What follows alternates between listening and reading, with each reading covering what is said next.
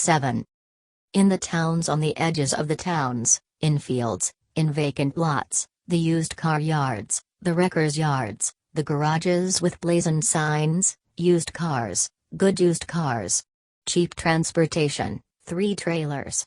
27 Ford, clean. Checked cars, guaranteed cars. Free radio. Car with 100 gallons of gas free. Come in and look. Used cars. No overhead. A lot and a house large enough for a desk and chair and a blue book. Sheaf of contracts, dog-eared, held with paper clips, and a neat pile of unused contracts. Pen, keep it full, keep it working. A salesman lost 'cause a pen didn't work. Those sons of bitches over there ain't buying. Every yard gets 'em. They're lookers. Spend all their time looking. Don't want to buy no cars, take up your time. Don't give a damn for your time. Over there, them 2 people, no, with the kids. Get 'em in a car. Start 'em at 200 and work down. They look good for 1.25. Get 'em rolling. Get 'em out in a jalopy. Sock it to 'em. They took our time. Owners with rolled up sleeves. Salesmen, neat, deadly, small intent eyes watching for weaknesses. Watch the woman's face. If the woman likes it, we can screw the old man. Start 'em on that cad. Then you can work 'em down to that 26 Buick. If you start on the Buick, they'll go for a Ford. Roll up your sleeves and get to work. This ain't gonna last forever. Show 'em that Nash while I get the slow leak pumped up on that 25 Dodge. I'll give you a Jaime when I'm ready. What you want is transportation, ain't it? No baloney for you. Sure, the upholstery is shot. Seat cushions ain't turning no wheels over. Cars lined up, noses forward, rusty noses, flat tires. Parked close together. Like to get in to see that one? Sure, no trouble. I'll pull her out of the line. Get 'em under obligation. Make 'em take up your time. Don't let 'em forget they're talking your time. People are nice, mostly. They hate to put you out. Make 'em put you out, and then sock it to 'em. Cars lined up, Model Ts, high and snotty, creaking wheel, worn bands. Buicks, Nashes, DeSotos. Yes, sir, 22 Dodge.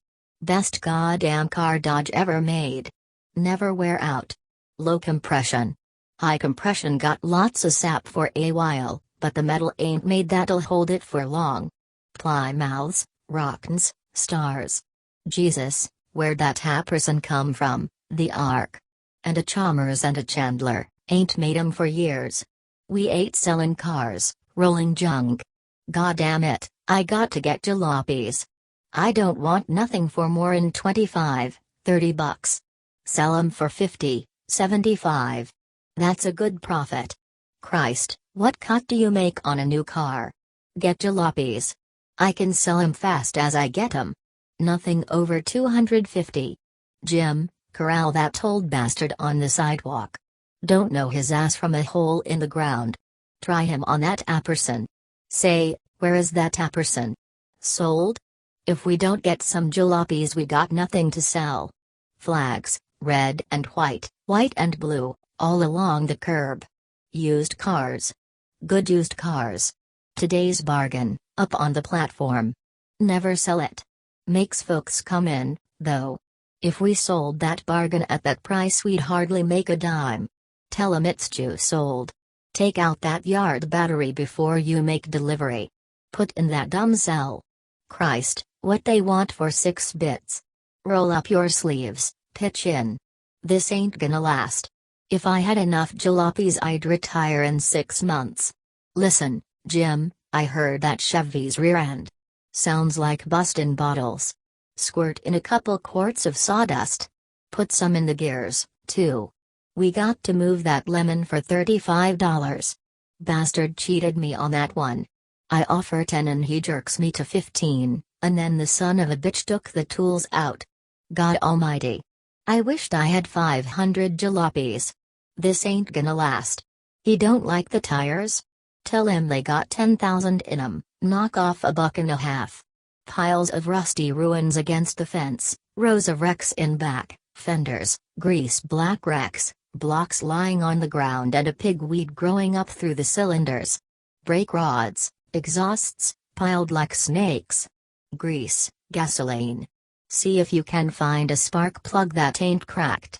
Christ, if I had 50 trailers at under 100 I'd clean up. What the hell is he kicking about? We sell 'em, but we don't push 'em home for him. That's good. Don't push him home. Get that one in the monthly, I bet. You don't think he's a prospect? Well, kick him out. We got too much to do to bother with a guy that can't make up his mind. Take the right front tire off the gram. Turn that mended side down. The rest looks swell. Got tread and everything. Sure. There's 50,000 in that toll heap yet. Keep plenty oil in. So long. Good luck. Lookin' for a car? What did you have in mind? See anything attracts you? I'm dry. How about a little snort of good stuff? Come on, while your wife's lookin' at that law sale. You don't want no law sale. Bearings shot. Uses too much oil. Got a Lincoln 24. There's a car. Run forever. Make her into a truck. Hot sun on rusted metal. Oil on the ground. People are wandering in, bewildered, needing a car. Wipe your feet. Don't lean on that car, it's sturdy. How do you buy a car? What does it cost? Watch the children, now. I wonder how much for this one? We'll ask. It don't cost money to ask. We can ask, can't we? Can't pay a nickel over 75, or there won't be enough to get to California. God, if I could only get 100 jalopies. I don't care if they run or not. Tires, used, bruised tires, stacked in tall cylinders, tubes, red, gray, hanging like sausages. Tire patch? Radiator cleaner? Spark intensifier? Drop this little pill in your gas tank and get 10 extra miles to the gallon. Just paint it on, you got a new surface for 50 cents. Wipers, fan belts, gaskets? Maybe it's the valve. Get a new valve stem. What can you lose for a nickel? Alright, Joe. You soften 'em up and shoot 'em in here. I'll close 'em, I'll deal 'em or I'll kill 'em. Don't send in no bums. I want deals. Yes, sir, step in. You gotta buy there. Yes, sir. At $80 you gotta buy. I can't go no higher than 50. The fella outside says 50. 50. 50? He's nuts. Paid $78.50 for that little number. Joe, you crazy fool, you trying to bust us? Have to can that guy. I might take 60. Now look here, mister, I ain't got all day. I'm a businessman but I ain't out to stick nobody. Got anything to trade? Got a pair of mules I'll trade. Mules. Hey, Joe, hear this? This guy's wants to trade mules. Didn't nobody tell you this is the machine age? They don't use mules for nothing but glue no more. Fine big mules, 5 and 7 years old. Maybe we better look around. Look around. You come in when we're busy, and take up our time and then walk out. Joe, did you know you was talking to pikers? I ain't a piker. I got to get a car. We're going to California. I got to get a car. Well, I'm a sucker. Joe says I'm a sucker. Says if I don't quit giving my shirt away I'll starve to death. Tell you what I'll do, I can get $5 a piece for the mules for dog feed. I wouldn't want them to go for dog feed. Well, maybe I can get 10 or 7 maybe. Tell you what we'll do. We'll take your mules for 20. Wagon goes with 'em, don't it? And you put up 50, and you can sign a contract to send the rest at $10 a month. But you said 80. Didn't you never hear about carrying charges and insurance? That just boosts her a little. You'll get her all paid up in 4 or 5 months. Sign your name right here. We'll take care of everything. Well, I don't know, now, look here. I'm giving you my shirt, and you took all this time. I mighta made 3 sales while I been talking to you. I'm disgusted. Yeah, sign right there. All right, sir. Joe, fill up the tank for this gentleman. We'll give him gas. Jesus, Joe, that was a hot one. What did we give for that jalopy? $30, 35, wasn't it? I got that team, and if I can't get 75 for that team, I ain't a businessman. And I got 50 cash and a contract for 40 more. Oh, I know they're not all honest, but it'll surprise you how many kick through with the rest. One guy come through with 102 years after I wrote him off. I bet you this guy sends the money. Christ, if I could only get 500 jalopies. Roll up your sleeves, Joe. Go out and soften 'em, and send 'em in to me. You get 20 on that last deal. You ain't doing bad. Limp flags in the afternoon sun. Today's bargain. 29 Ford pickup, runs good. What do you want for $50, a Zephyr? Horsehair curling out of seat cushions, fenders battered and hammered back. Bumpers torn loose and hanging. Fancy Ford Roadster with little colored lights at fender guide, at radiator cap, and 3 behind. Mud aprons, and a big die on the gear shift lever. Pretty girl on tire cover, painted in color and named Cora. Afternoon sun on the dusty windshields. Christ, I ain't had time to go out and eat. Joe, send a kid for a hamburger. Spattering roar of ancient engines. There's a dumb bunny looking at the Chrysler. Find out if he got any jack in his jeans. Some of these farm boys is sneaky. Soften 'em up and roll 'em into me, Joe. You're doing good. Sure, we sold it. Guarantee? We guaranteed it to be an automobile. We didn't guarantee to wet nurse it. Now listen here, you bought a car, and now you're squawking. I don't give a damn if you don't make payments. We ain't got your paper. We turn that over to the finance company.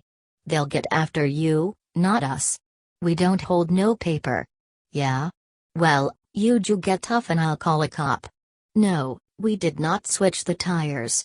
Run him outta here, Joe.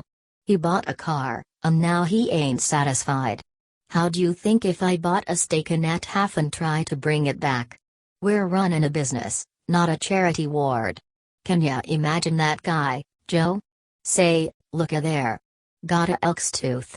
Run over there. Let him glance over that 36 Pontiac. Yeah. Square noses, round noses, rusty noses, shovel noses, and the long curves of streamlines, and the flat surfaces before streamlining. Bargains today. Old monsters with deep upholstery, you can cut her into a truck easy. 2-wheel trailers, axles rusty in the hard afternoon sun. Used cars. Good used cars. Clean, runs good. Don't pump oil. Christ, look at her. Somebody took nice care of her. Cadillacs, Los Angeles, Buicks, Plymouths, Packards, Chevys, Fords, Pontiacs. Row on row, headlights glinting in the afternoon sun. Good used cars. Soften 'em up, Joe.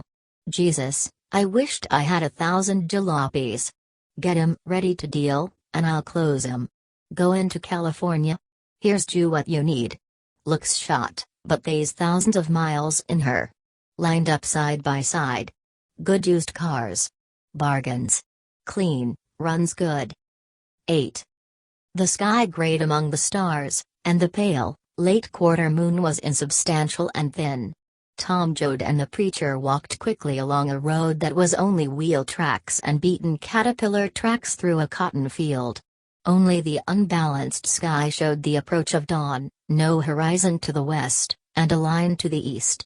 The two men walked in silence and smelled the dust their feet kicked into the air. I hope you're dead sure of the way, Jim Casey said. I'd hate to have the dawn come and us be way to hell and gone somewhere. The cotton field scurried with waking life, the quick flutter of morning birds feeding on the ground, the scamper over the clods of disturbed rabbits. The quiet thudding of the men's feet in the dust, the squeak of crushed clods under their shoes, sounded against the secret noises of the dawn. Tom said, I could shut my eyes and walk right there.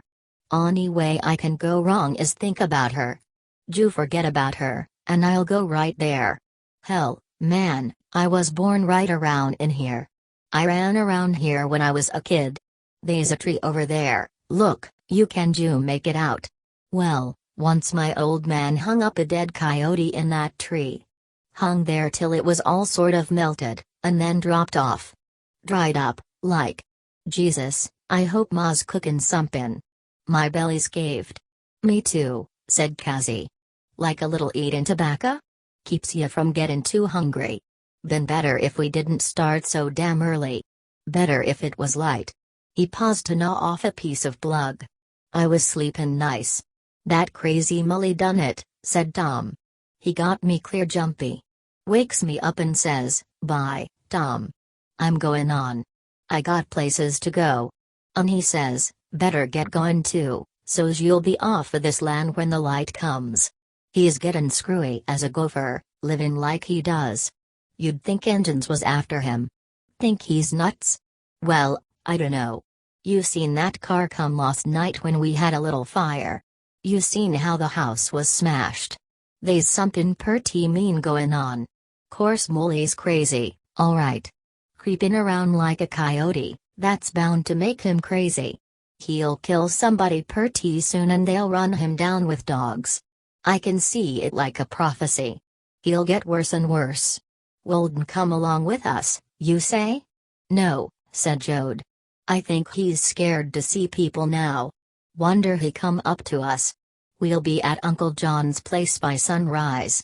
They walked along in silence for a time, and the late owls flew over toward the barns, the hollow trees, the tank houses, where they hid from daylight. The eastern sky grew fairer and it was possible to see the cotton plants and the graying earth. Damn if I know how they're all sleepin' at Uncle John's. He only got one room and a cookin' lento, and a little bit of a barn. Must be a mob there now. The preacher said, I don't recollect that John had a family. Just a lone man, ain't he? I don't recollect much about him. Lonest goddamn man in the world, said Jode. Crazy kind of son of a bitch, too, somethin' like Mully, only worse in some ways. Might see him anywheres, at Shawnee, drunk, or visitin' a widow 20 miles away, or work in his place with a lantern. Crazy. Everybody thought he wouldn't live long. A lone man like that don't live long. But Uncle John's older and Pa. Jew gets stringier and meaner every year. Meaner'n Grandpa. Look the light comin', said the preacher. Silvery like. Didn't John never have no family? Well, yes, he did, and that'll show you the kind of fella he is, set in his ways. Pa tells about it. Uncle John, he had a young wife. Married 4 months. She was in a family way, too, and one night she gets a pain in her stomach, and she says, you better go for a doctor. Well, John, he's sitting there, and he says, you just got stomachache. You ate too much. Take a dose of painkiller. You crowd up your stomach and you get a stomachache, he says. Next noon she's out of her head, and she dies at about 4 in the afternoon. What was it? Cassie asked. Poisoned from somethin' she ate? No, somethin' you bust in her appendix or somethin'. Well, Uncle John, he's always been a easygoin' fella, and he takes it hard. Takes it for a sin. For a long time he won't have nothin' to say to nobody. Just walks around like he don't see nothin' and he prays some. Took him 2 years to come out of it, and then he ain't the same. Sort of wild. Made a damn nuisance of hisself. Every time one of us kids got worms or a good ache, Uncle John brings a doctor out. Pa finally told him he got to stop. Kids all the time gettin' a good ache. He figures it's his fault his woman died. Funny fella.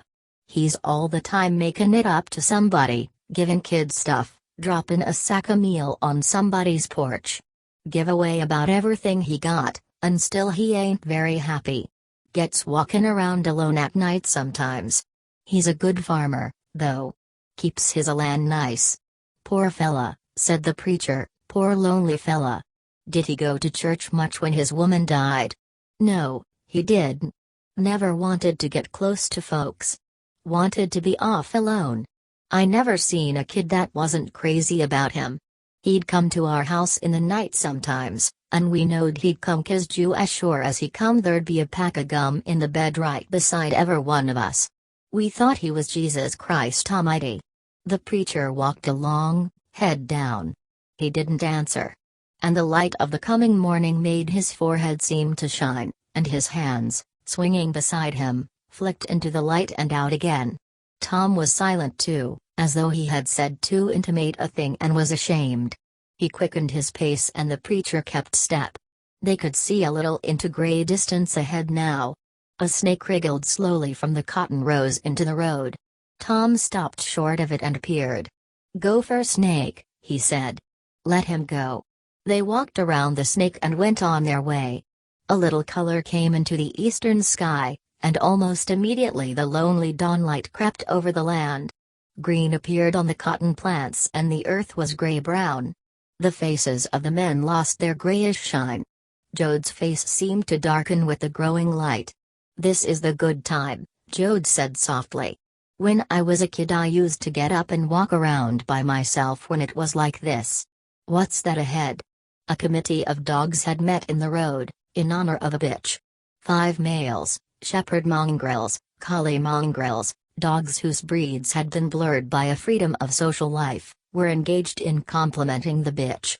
For each dog sniffed daintily and then stalked to a cotton plant on stiff legs, raised a hind foot ceremoniously and wetted, then went back to smell.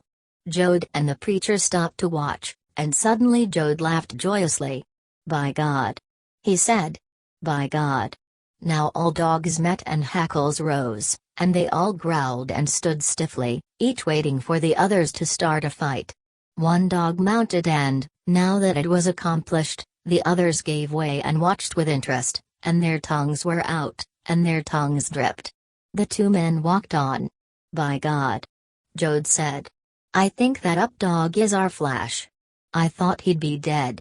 Come, Flash." He laughed again. "What the hell, if somebody called me, I wouldn't hear him neither. Minds me of a story they tell about Willie Feely when he was a young fella. Willie was bashful, awful bashful. Well, one day he takes a heifer over to Graves' bull.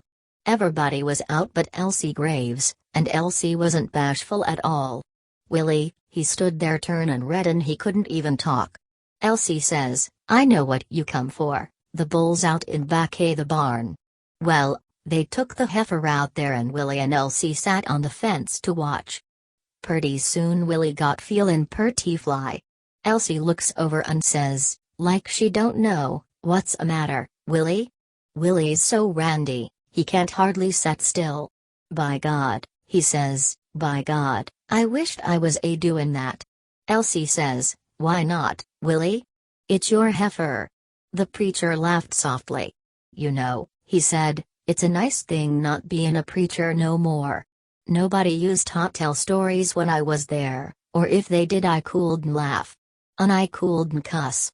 Now I cuss all I want, anytime I want, and it does a fella good to cuss if he wants to.' A redness grew up out of the eastern horizon, and on the ground birds began to chirp, sharply. 'Look,' said Jode. 'Right ahead. That's Uncle John's tank. Can't see the windmill, but there's his tank. See it against the sky?' He speeded his walk. 'I wonder if all the folks are there.' The hulk of the tank stood above a rise. Jode, hurrying, raised a cloud of dust about his knees. 'I wonder if they saw the tank legs now, and the house, a square little box, unpainted and bare, and the barn, low-roofed and huddled.' Smoke was rising from the tin chimney of the house. In the yard was a litter, piled furniture, the blades and motor of the windmill, bedsteads, chairs, tables. 'Holy Christ, they're fixin' to go,' Jode said. A truck stood in the yard, a truck with high sides, but a strange truck, for while the front of it was a sedan, the top had been cut off in the middle and the truck bed fitted on. And as they drew near, the men could hear pounding from the yard, and as the rim of the blinding sun came up over the horizon, it fell on the truck, and they saw a man and the flash of his hammer as it rose and fell. And the sun flashed on the windows of the house. The weathered boards were bright. 2 red chickens on the ground flamed with reflected light. 'Don't yell,' said Tom. 'Let's creep up on 'em, like, and he walked so fast that the dust rose high as his waist. And then he came to the edge of the cotton field. Now they were in the yard proper, earth-beaten hard, shiny hard, and a few dusty crawling weeds on the ground, and Jode slowed as though he feared to go on. The preacher, watching him, slowed to match his step. Tom sauntered forward, sidled embarrassedly toward the truck. It was a Hudson Super 6 sedan, and the top had been ripped in two with a cold chisel. Old Tom Jode stood in the truck bed and he was nailing on the top rails of the truck sides. His grizzled, bearded face was low over his work, and a bunch of sixpenny nails stuck out of his mouth. He set a nail and his hammer thundered it in. From the house came the clash of a lid on the stove and the wail of a child. Jode sidled up to the truck bed and leaned against it. And his father looked at him and did not see him.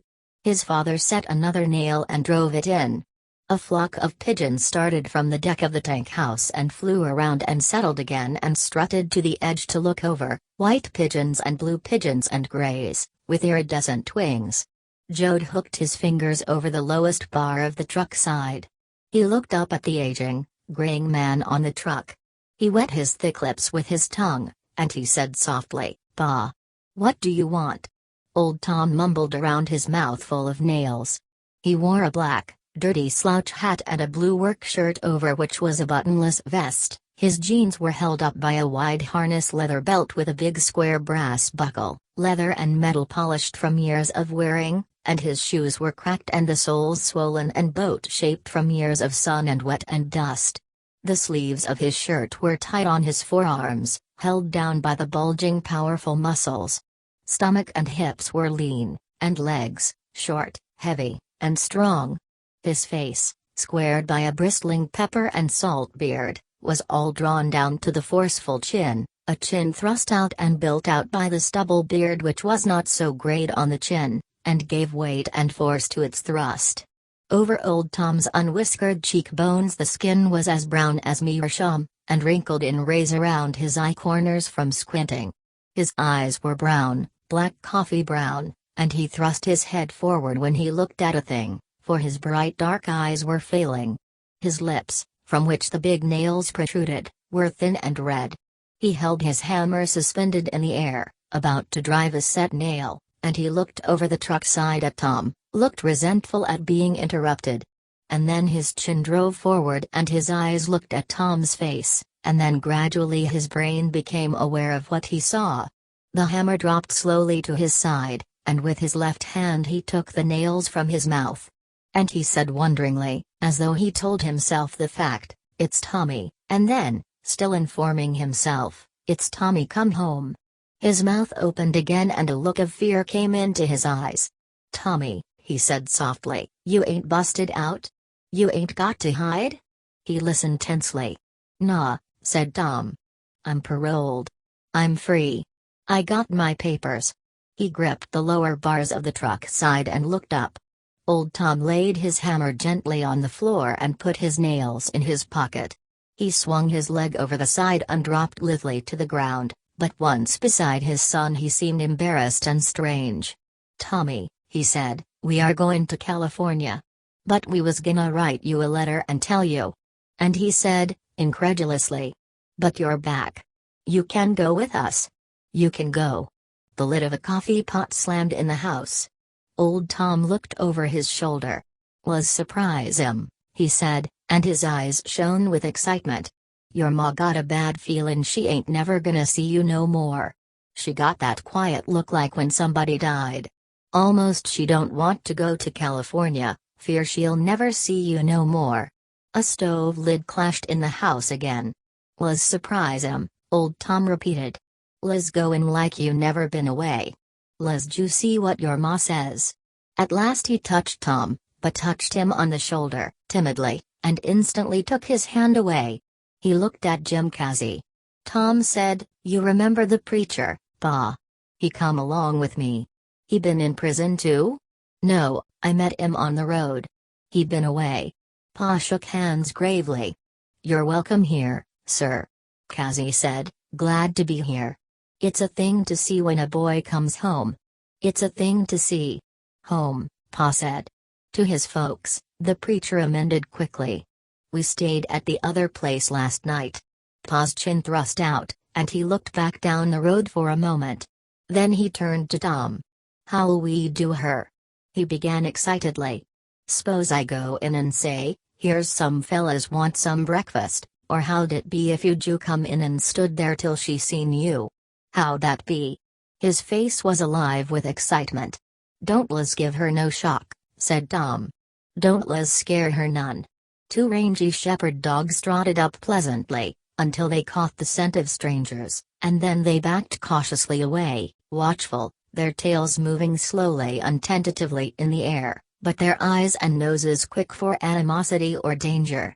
One of them, stretching his neck, edged forward, ready to run, and little by little he approached Tom's legs and sniffed loudly at them. Then he backed away and watched Pa for some kind of signal. The other pup was not so brave. He looked about for something that could honorably divert his attention, saw a red chicken go mincing by, and ran at it. There was the squawk of an outraged hen, a burst of red feathers, and the hen ran off, flapping stubby wings for speed. The pup looked proudly back at the men, and then flopped down in the dust and beat its tail contentedly on the ground. "Come on," said Pa, "come on in now. She got to see you. I got to see her face when she sees you. Come on. She'll yell breakfast in a minute. I heard her slap the salt pork in the pan a good time ago." He led the way across the fine dusted ground. There was no porch on this house, just a step and then the door, a chopping block beside the door, its surface matted and soft from years of chopping. The graining in the sheathing wood was high, for the dust had cut down the softer wood. The smell of burning willow was in the air, and as the three men neared the door, the smell of frying side meat and the smell of high brown biscuits and the sharp smell of coffee rolling in the pot.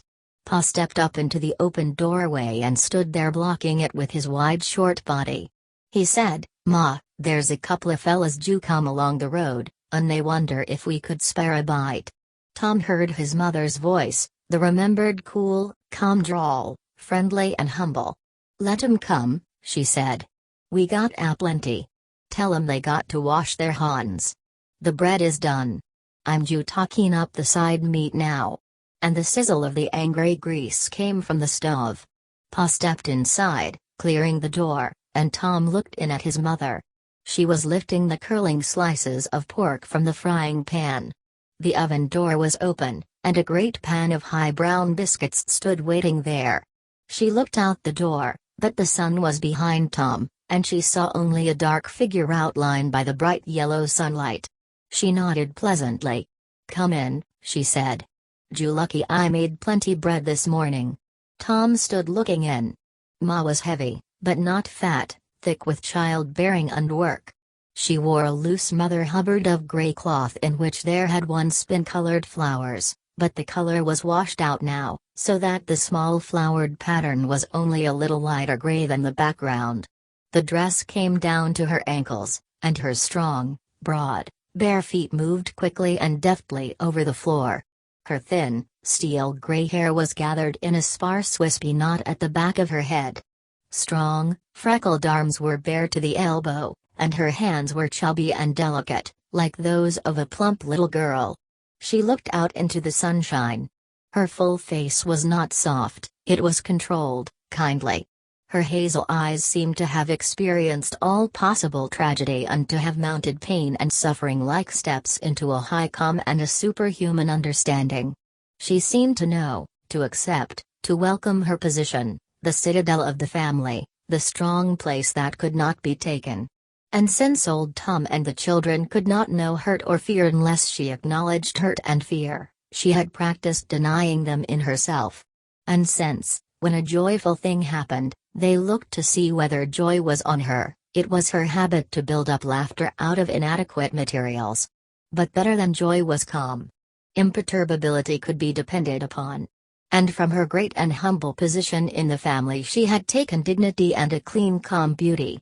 From her position as healer, her hands had grown sure and cool and quiet. From her position as arbiter she had become as remote and faultless in judgment as a goddess.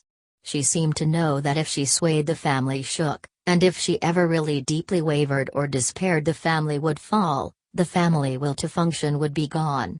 She looked out into the sunny yard, at the dark figure of a man. Pa stood nearby, shaking with excitement. "Come in," he cried. "Come right in, mister." And Tom a little shamefacedly stepped over the doorsill. She looked up pleasantly from the frying pan. And then her hand sank slowly to her side and the fork clattered to the wooden floor. Her eyes opened wide, and the pupils dilated. She breathed heavily through her open mouth. She closed her eyes. "Thank God," she said. "Oh, thank God." And suddenly her face was worried. "Tommy, you ain't wanted? You didn't bust loose?" "No, Ma. Parole. I got the papers here." He touched his breast. She moved toward him lithely, soundlessly in her bare feet, and her face was full of wonder. Her small hand felt his arm, felt the soundness of his muscles. And then her fingers went up to his cheek as a blind man's fingers might. And her joy was nearly like sorrow. Tom pulled his underlip between his teeth and bit it. Her eyes went wonderingly to his bitten lip, and she saw the little line of blood against his teeth and the trickle of blood down his lip. Then she knew, and her control came back, and her hand dropped. Her breath came out explosively. "Well," she cried. "We come mighty near to goin' without ya, and we was wonderin' how in the world you could ever find us." She picked up the fork and combed the boiling grease and brought out a dark curl of crisp pork. And she set the pot of tumbling coffee on the back of the stove. Old Tom giggled. "Fooled ya, huh, Ma? We aimed to fool ya, and we done it." Ju stood there like a hammered sheep. "Wished Grandpa'd been here to see. Looked like somebody'd beat ya between the eyes with a sledge. Grandpa woulda whacked himself so hard he'd throwed his hip out, like he done when he seen Al take a shot at that great big airship the army got. Tommy, it come over one day, half a mile big, and Al gets the 30-30 and blazes away at her. Grandpa yells, 'Don't shoot no fledglings, Al, wait till a growed-up one goes over,' and then he whacked himself and throwed his hip out." Ma chuckled and took down a heap of tin plates from a shelf. Tom asked, "Where is Grandpa? I ain't seen the old devil." Ma stacked the plates on the kitchen table and piled cups beside them. She said confidentially, "Oh, him and Grandma sleeps in the barn. They got to get up so much in the night. They was stumblin' over the little fellas." Pa broke in, "Yeah, every night Grandpa'd get mad. Tumble over Winfield, and Winfield yell, and Grandpa'd get mad and wet his drawers, and that'd make him madder, and purty soon everybody in the house'd be yellin' their head off." His words tumbled out between chuckles. "Oh, we had lively times. One night when everybody was yellin' and a-cussin', your brother Al, he's a smart aleck now, he says, 'Goddamn it, Grandpa, why don't you run off and be a pirate?' Well, that made Grandpa so goddamn mad he went for his gun. Al had to sleep out in the field that night. But now Grandma and Grandpa both sleeps in the barn.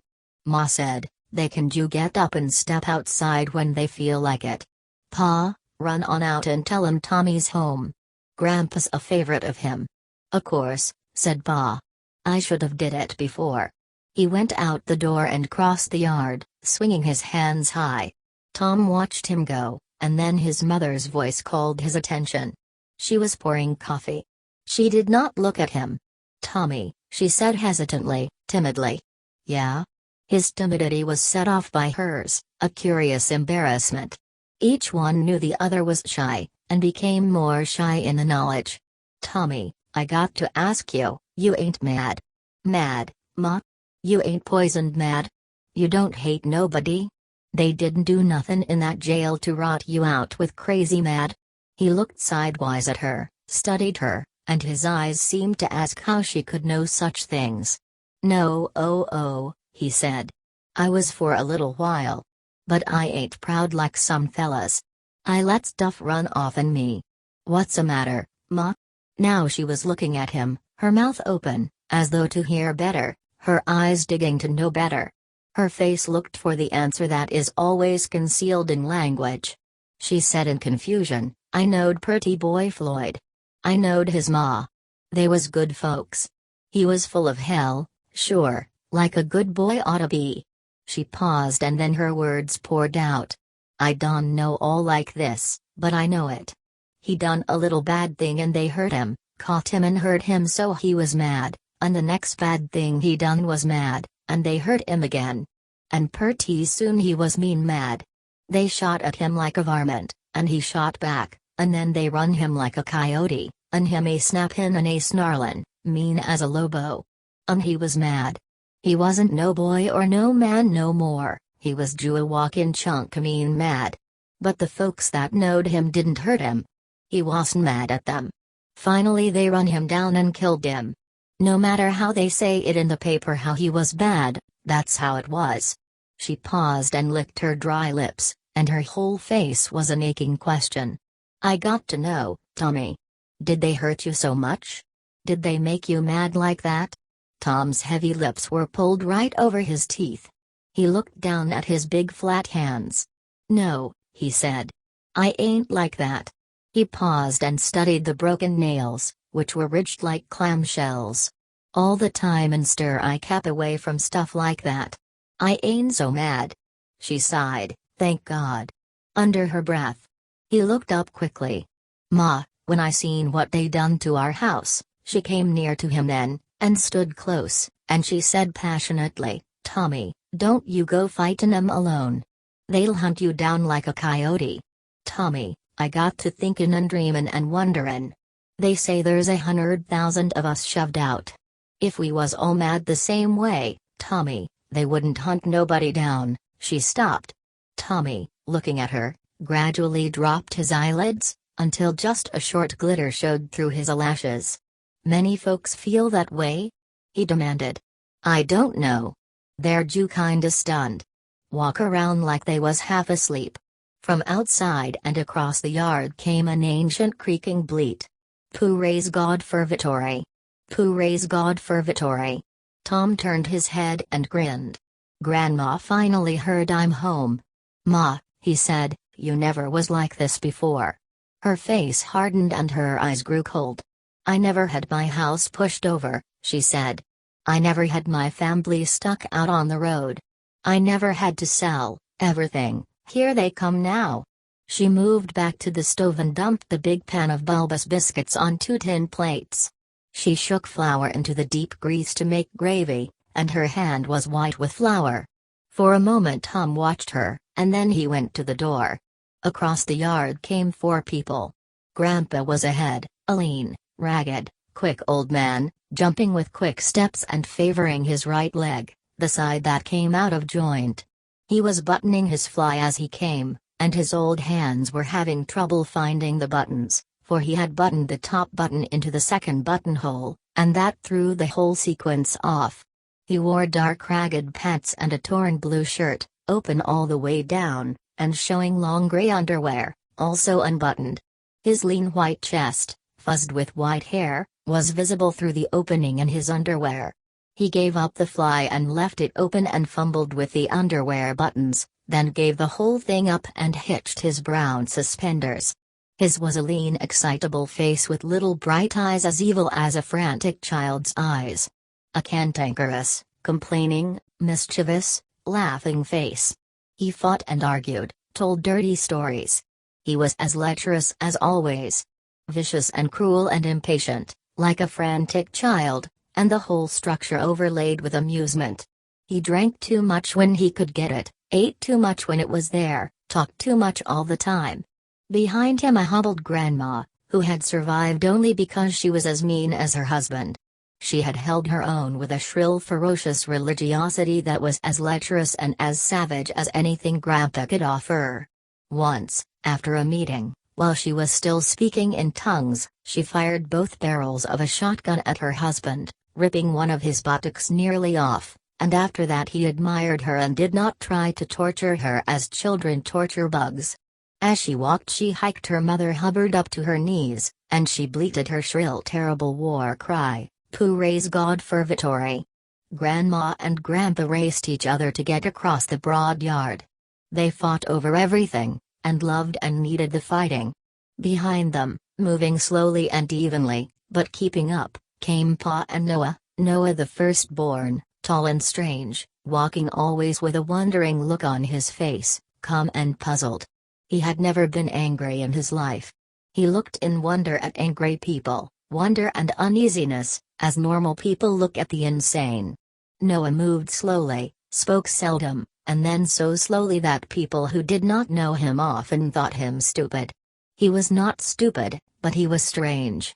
He had little pride, no sexual urges. He worked and slept in a curious rhythm that nevertheless sufficed him. He was fond of his folks, but never showed it in any way. Although an observer could not have told why, Noah left the impression of being misshapen, his head or his body or his legs or his mind, but no misshapen member could be recalled. Pa thought he knew why Noah was strange, but Pa was ashamed, and never told. For on the night when Noah was born, Pa, frightened at the spreading thighs, alone in the house, and horrified at the screaming wretch his wife had become, went mad with apprehension. Using his hands, his strong fingers for forceps, he had pulled and twisted the baby. The midwife, arriving late, had found the baby's head pulled out of shape, its neck stretched, its body warped, and she had pushed the head back and molded the body with her hands. But Pa always remembered, and was ashamed. And he was kinder to Noah than to the others. In Noah's broad face, eyes too far apart, and long fragile jaw, Pa thought he saw the twisted, warped skull of the baby. Noah could do all that was required of him, could read and write, could work and figure, but he didn't seem to care. There was a listlessness in him toward things people wanted and needed. He lived in a strange silent house and looked out of it through calm eyes. He was a stranger to all the world, but he was not lonely. The four came across the yard, and Grandpa demanded, "Where is he? God damn it, where is he?" And his fingers fumbled for his pants button, and forgot and strayed into his pocket. And then he saw Tom standing in the door. Grandpa stopped and he stopped the others. His little eyes glittered with malice. "Look at him," he said. "A jailbird. Ain't been no Jodes in jail for a hell of a time." His mind jumped. "Got no right to put him in jail. He done just what I'd do. Sons of bitches got no right." His mind jumped again. "An old Turnbull, stinkin' skunk, braggin' how he'll shoot ya when ya come out. Says he got Hatfield blood. Well, I sent word to him. I says, don't mess around with no Jode. Maybe I got McCoy blood for all I know. I says, you lay your sights anywheres near Tommy and I'll take it and I'll ram it up your ass," I says. Scared him, too.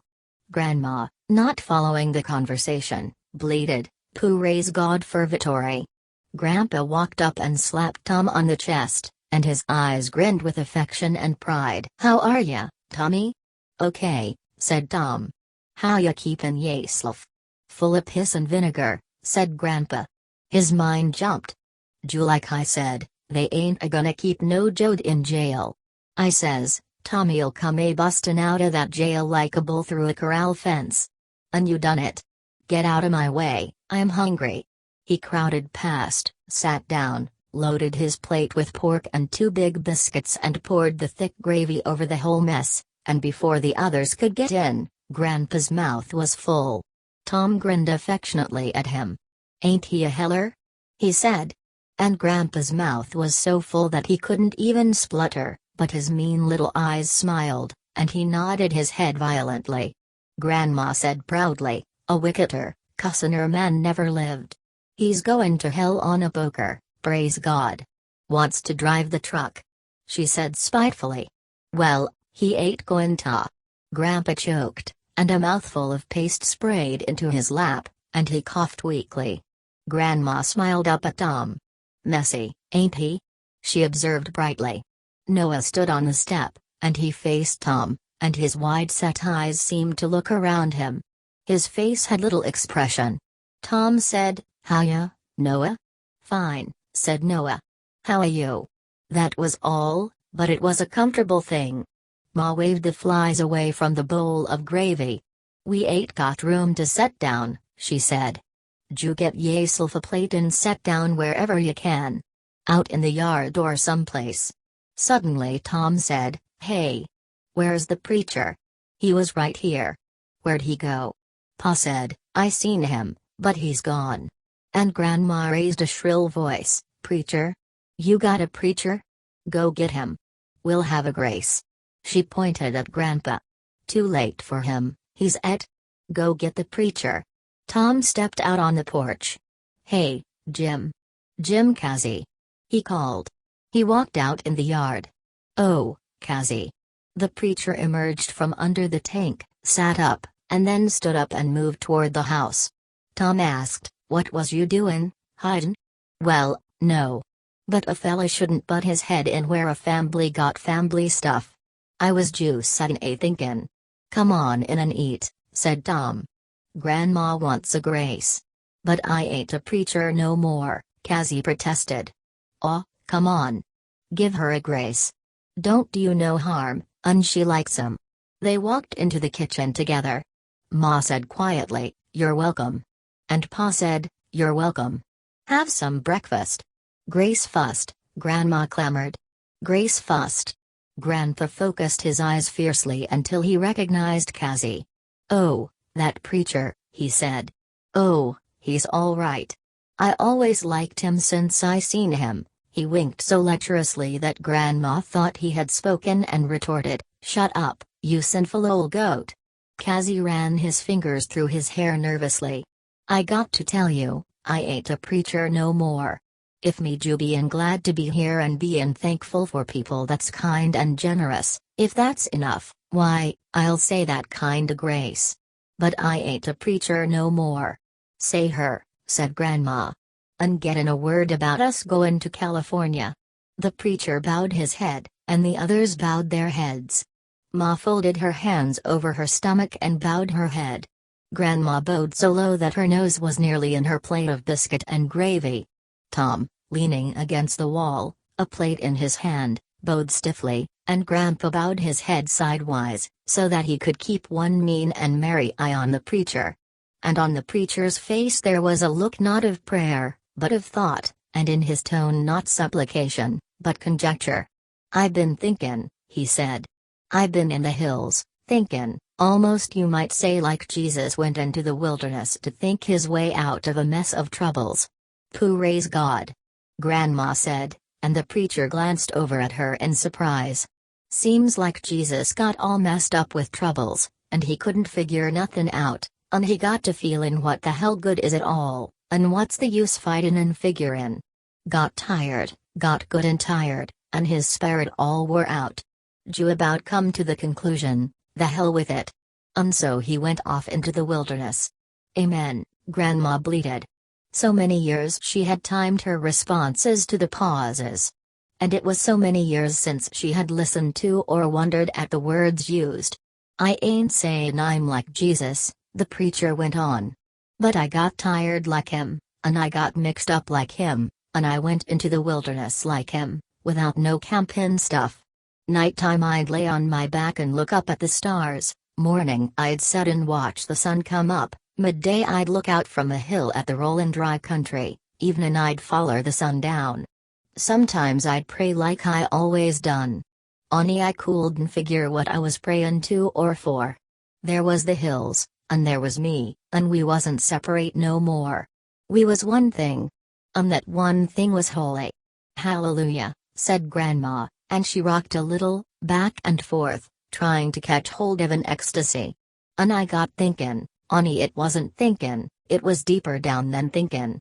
I got thinkin' how we was holy when we was one thing, and Mankin was holy when it was one thing. And it only got unholy when one miserable little fella got the bit in his teeth and run off his own way, kickin' and ran and fightin'. Fella like that bust the holiness. But when they're all workin' together, not one fella for another fella, but one fella kind of harnessed to the whole shebang, that's right, that's holy. And then I got thinkin' I don't even know what I mean by holy." He paused, but the boat head stayed down, for they had been trained like dogs to rise at the amen signal. "I can't say no grace like I used to say. I'm glad of the holiness of breakfast. I'm glad there's love here. That's all." The head stayed down. The preacher looked around. "I've got your breakfast cold," he said, and then he remembered. "Amen," he said, and all the heads rose up. "Amen," said Grandma, and she fell to her breakfast, and broke down the soggy biscuits with her hard old toothless gums. Tom ate quickly, and Pa crammed his mouth. There was no talk until the food was gone, the coffee drunk, only the crunch of chewed food and the slurp of coffee cooled in transit to the tongue. Ma watched the preacher as he ate, and her eyes were questioning, probing and understanding. She watched him as though he were suddenly a spirit, not human anymore, a voice out of the ground. The men finished and put down their plates, and drained the last of their coffee, and then the men went out, Pa and the preacher and Noah and Grandpa and Tom, and they walked over to the truck, avoiding the litter of furniture, the wooden bedsteads, the windmill machinery, the old plow. They walked to the truck and stood beside it. They touched the new pine sideboards.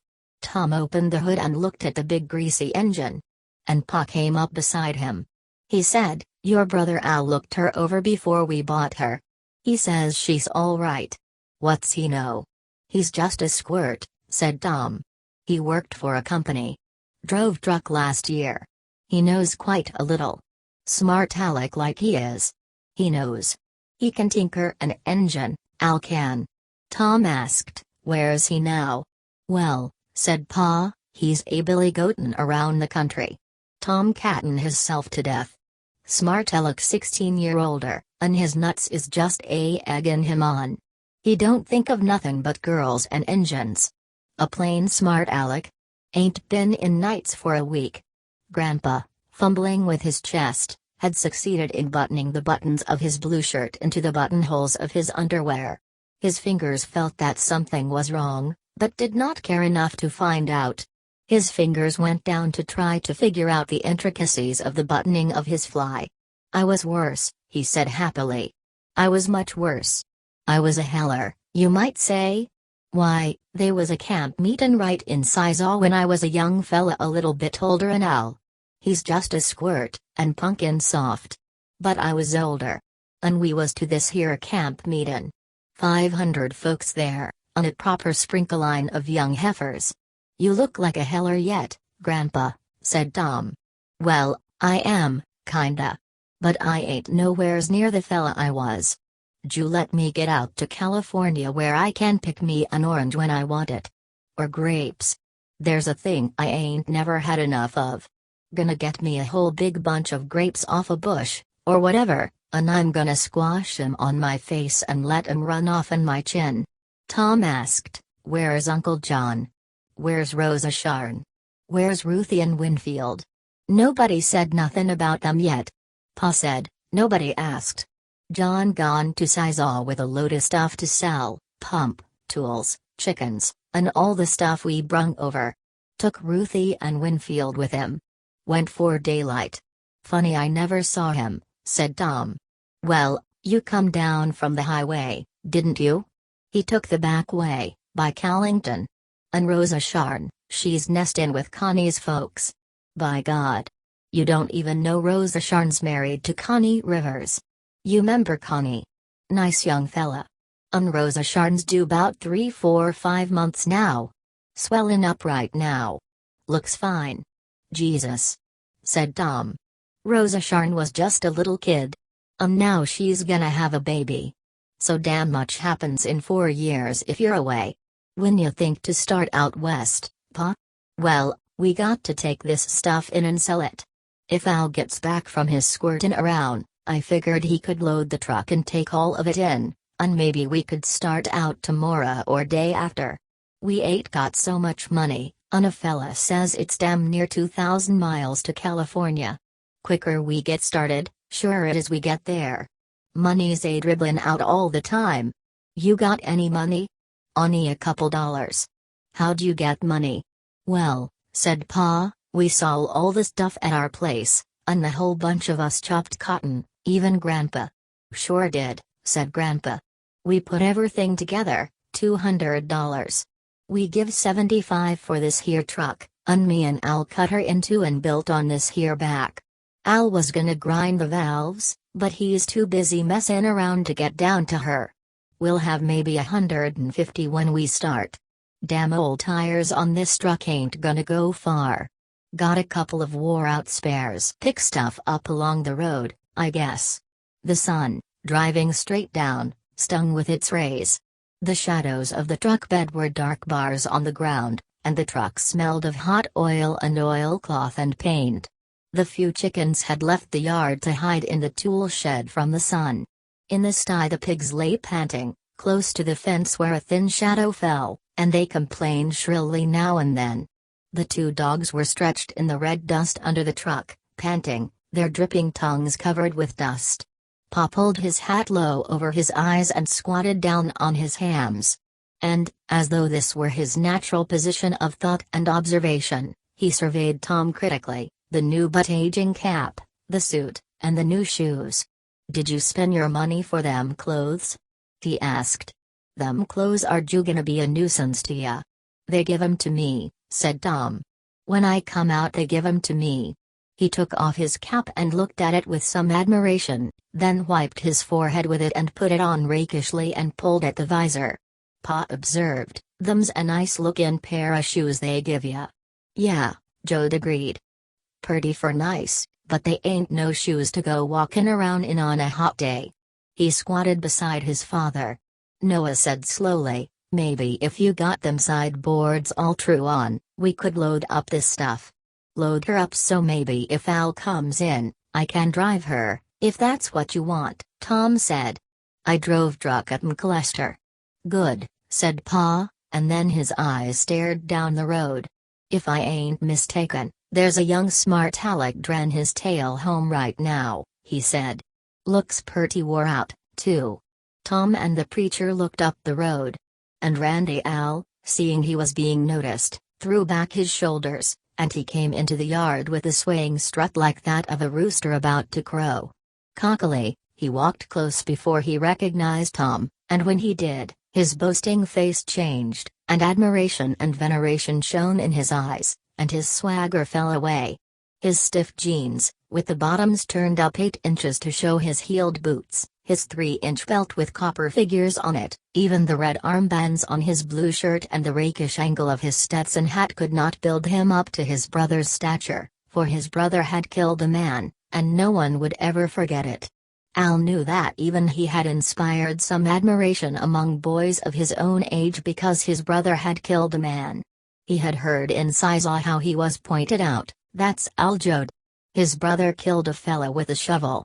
And now Al, moving humbly near, saw that his brother was not a swaggerer as he had supposed. Al saw the dark brooding eyes of his brother, and the prison calm, the smooth hard face strained to indicate nothing to a prison guard, neither resistance nor slavishness. And instantly Al changed. Unconsciously he became like his brother, and his handsome face brooded, and his shoulders relaxed. He hadn't remembered how Tom was. Tom said, "Hello. Jesus, you're growing like a bean. I wouldn't have knowed you." Al, his hand ready if Tom should want to shake it, grinned self-consciously. Tom stuck out his hand and Al's hand jerked out to meet it. And there was liking between these two. "They tell me you're a good hand with a truck," said Tom. And Al, sensing that his brother would not like a boaster, said, "I don't know nothin' much about it." Pa said, "Been smart-aleking around the country. You look wore out. Well, you got to take a load of stuff into Sizewell to sell." Al looked at his brother Tom. "Care to ride in?" he said as casually as he could. "No, I can't," said Tom. "I'll help around here. We'll be together on the road." Al tried to control his question. Did you bust out of jail?" "No," said Tom. "I got paroled." "Oh." And Al was a little disappointed.